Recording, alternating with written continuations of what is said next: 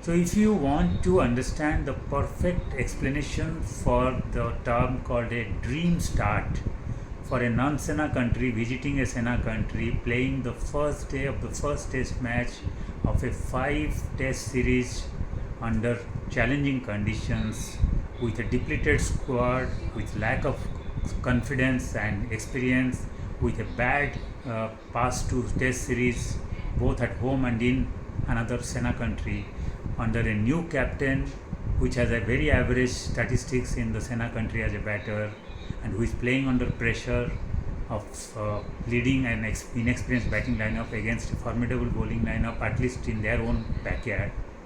And if you still end up scoring 359 for 3 at the end of day one, I think that would be the best way to describe a dream start to a series for a team.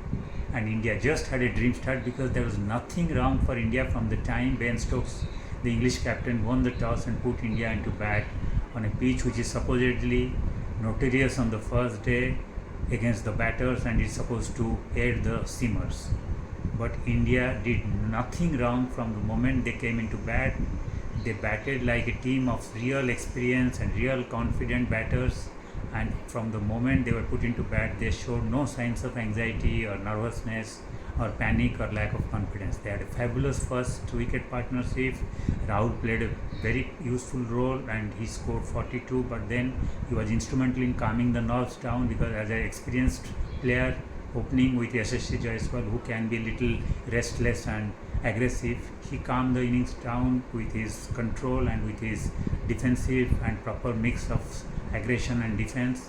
And then he scored 42 to take the team to a decent, very good partnership on a pitch which had so many doubts and anxiety among the batters. And then Yashasvi Jaiswal took over, and there is nothing to say about this guy. This kid is actually a superstar. He is an all-format superstar who is going to shine in the world for a long, long time to come. He has been brilliant against all the big teams in the most pressure games. He scored 2 double centuries against England when they visited India in 2023-24.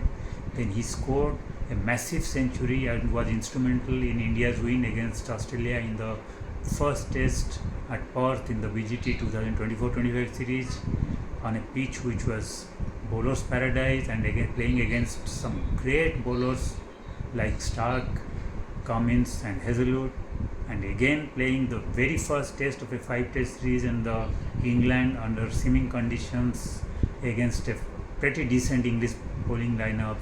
On the first day of a first test with so much pressure, he scores a superb century and puts India in a commanding position before captain Shubman Gill comes in to take it to the next level.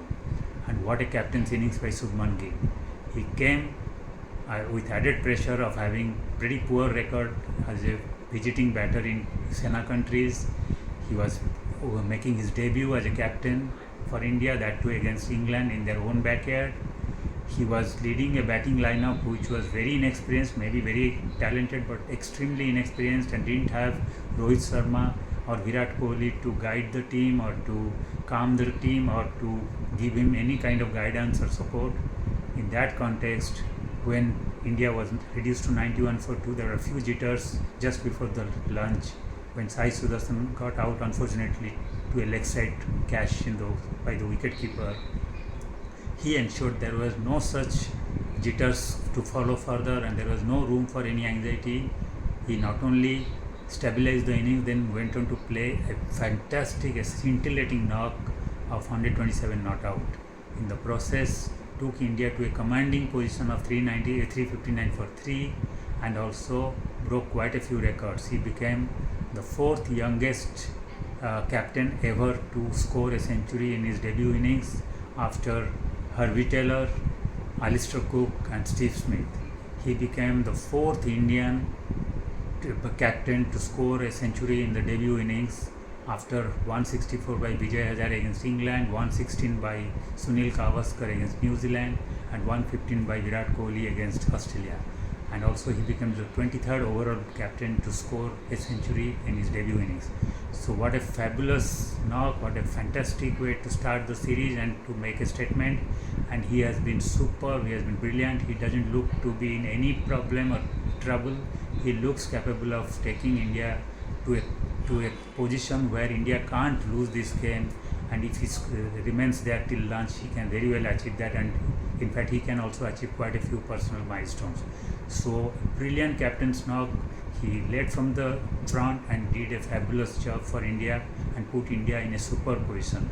So far as England is concerned, yes, Ben Stokes can be now considering himself close to being Nasir Hussain of 2002, when Nasir Hussain did a colossal mistake at Brisbane against Australia by winning the toss and putting them into bat, and Australia ended the day one with 360 for 2, Matthew Adams scoring 197 in that first innings, and from that moment the whole tone was set for the series, and England didn't have a chance at all, because from that day, first day onwards, Australia put their daggers on England's neck, and then they just rolled over England and then won it in a convincing manner.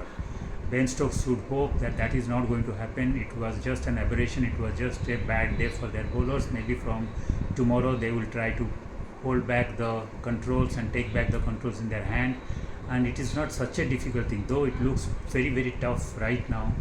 But you never know in Test cricket, because if in the first hour they can manage to bowl with discipline and pick up a couple of wickets, and by lunch if they can take 3 to 4 wickets, then immediately the complexion of the game can change, because even if they can reduce India to around 450, considering how flat the pitch looks now towards the end of the first day, and the kind of batting lineup they have and the kind of baseball approach they play with, they can match India's total, and then anything can happen in the second innings with Basir coming into play as the pitch is looking dry and there may be some speed.